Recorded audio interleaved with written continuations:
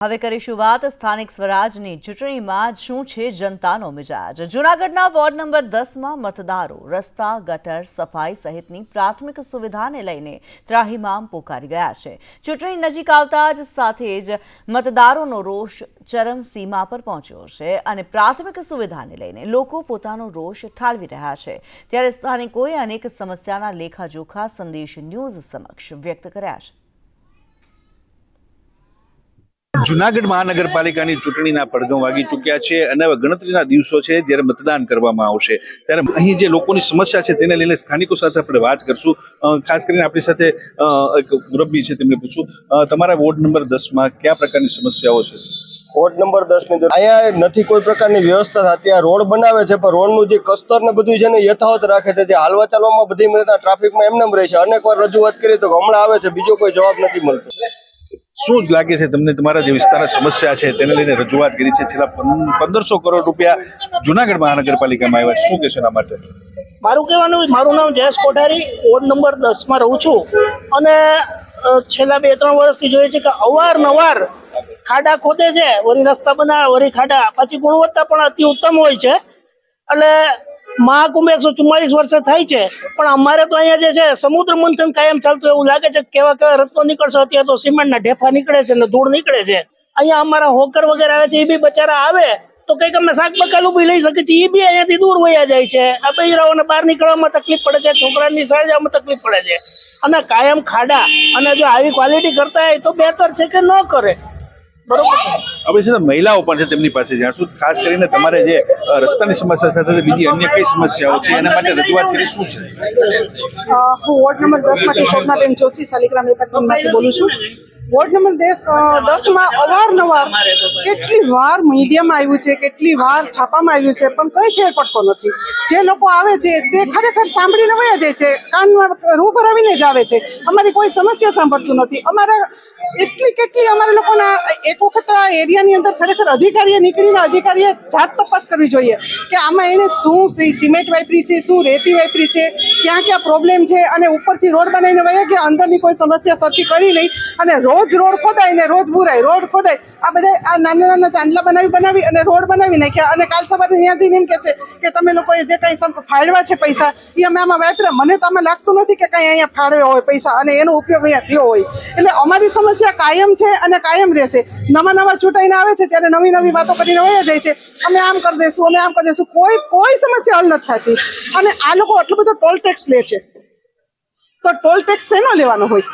પાણી, સફાઈ, દરેક વસ્તુની સુવિધા આપવાની હોય, રોડ, પાણી, સફાઈ, અમને કોઈ સુવિધા મળતી નથી તો અમે લોકો શેના હાઉસ ટેક્સ એનો ભરીએ? અને જે લોકો હાઉસ ટેક્સ નથી ભરતા ત્યાં ઢોલ નગારા લઈને હાઉસ ટેક્સ ઉઘરાવા જાય છે તો ઢોલ નગારા લઈને રોડ જોવા કેમ નથી આવતા? ધન્યવાદ। ખાસ કરીને બેન, જે રીતે દર વર્ષે ચૂંટણી આવતી હોય છે ત્યારે મોટા વાયદાઓ કરતા હોય છે, જે નગરસેવકો બનતા હોય છે, ત્યાર પછી દેખાતા ને શું કહેશું એના માટે? અને ખાસ કરીને તમારા ક્યાં કોર્પોરેટર છે? અમારે અહીંયા ગાડી હું પ્રતિભા ઈમારું છું, હું પૂજાબેન શાહ છું। અમારા આજે 6 મહિનાથી અહીંયા ગાડી જે રસ્તા અને બધું ખોડાણું છે તો છોકરાઓ બહાર નીકળી નહીં જતા, પછી સ્કૂલની વેન આવે છે, અમારા રસ્તા પર મૂકવા જવું પડે છે, બધા આવે છે જોઈને વયા જાય છે ને વાયદા કરે છે કે આજે નહીં, કાલે નહીં, પરમદી, એમ કે કઈને થાકી ગયા છે પણ કોઈને સાંભળતું કંઈ છે નહીં। અને અમે એટલે એક જ વસ્તુ, આજે અઠવાડિયાથી એ લોકો અહીંયા ઘૂની પાથરીને ગયા છે, તે પણ ઘૂની રસ્તામાં છે, ગાયો હેરાન કરે છે, બધા હેરાન કરે છે। અમારે નીકળવું કઈ રીતે? અમારે શાક લેવા નીકળવું હોય છે તો એ અમારે કેટલી તકલીફ પડે છે અમારી અહીંયા ગાડી। કોર્પોરેટર કોણ છે તમારા આ વોર્ડના કોર્પોરેટર? કોણ છે કોર્પોરેટર?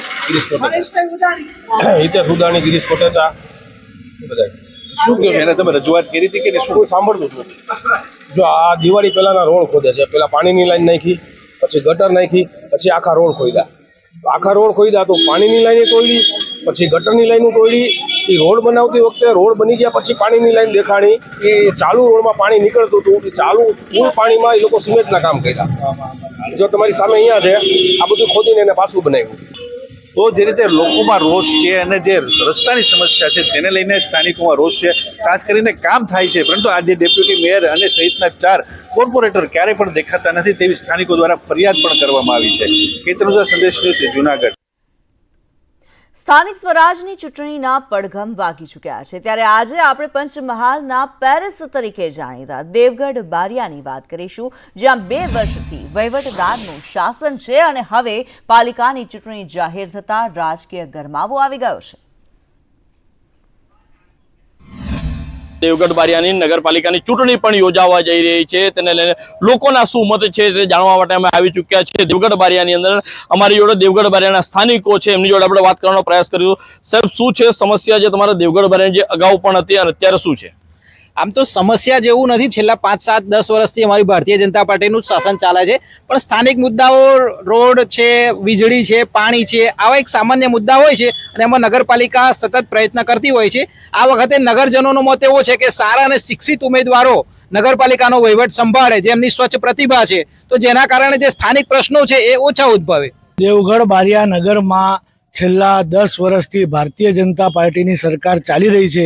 દેવગઢ બારિયા નગરની અંદરના શહેરના એક પણ રસ્તા, એક પણ લાઇટ કે એક પણ સુશોભન, જે આ સર્કલ આપણે ઊભા છે કે જે ટાવર ઊભા છે, એક 100 ફૂટનો ધજા જે રાષ્ટ્રધ્વજ છે, સમડી સર્કલ છે, એ ડેવલપમેન્ટમાં ભાજપે કશું બાકી નહીં રાખ્યું. સાથે પાણીની વાત કરીએ છીએ તો ભૂતકાળમાં પાણીના સ્ટોરેજ માટે દેવગઢ બારિયામાં 2 ટાંકીથી આખા ગામને પાણી મળતું હતું.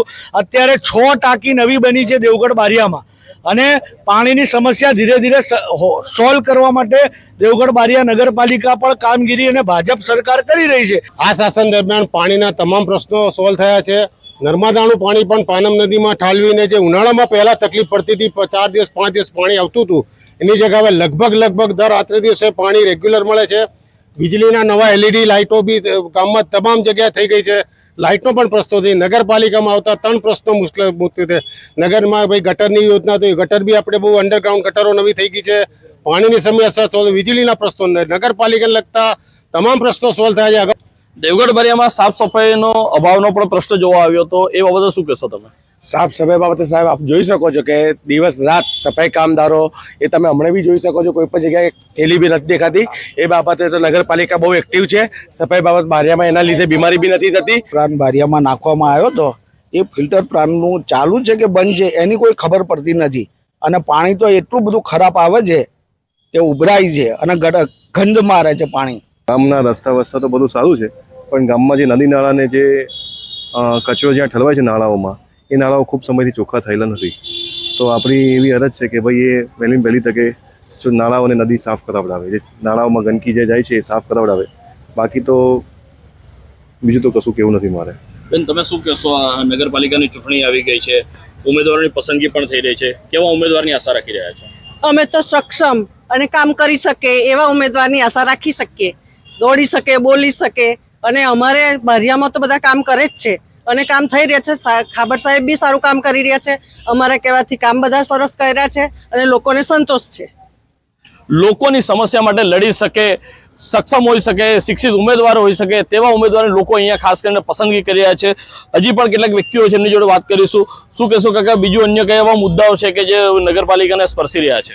નગરપાલિકામાં આમ તો બધા જ ઘણા બધા મુદ્દા હોઈ શકે, કારણ કે નગરપાલિકા એક એવું ક્ષેત્ર છે કે લોકોની પ્રાથમિક જરૂરિયાતો નગરપાલિકા જ પૂરી કરતી હોય, છતાં પણ વારંવાર નગરપાલિકા સત્તાધીશો આવીને બધી કામગીરી કરે છે. સફાઈના કામો બી થઈ રહ્યા છે, પણ સફાઈનો પ્રશ્ન એવો છે કે ઘણીવાર આપણે મોદી સાહેબે જેમ સ્વચ્છતા મિશન ચલાવ્યું છે એમ પોતાની પણ જાગૃતતાથી સફાઈ રાખવી જોઈએ.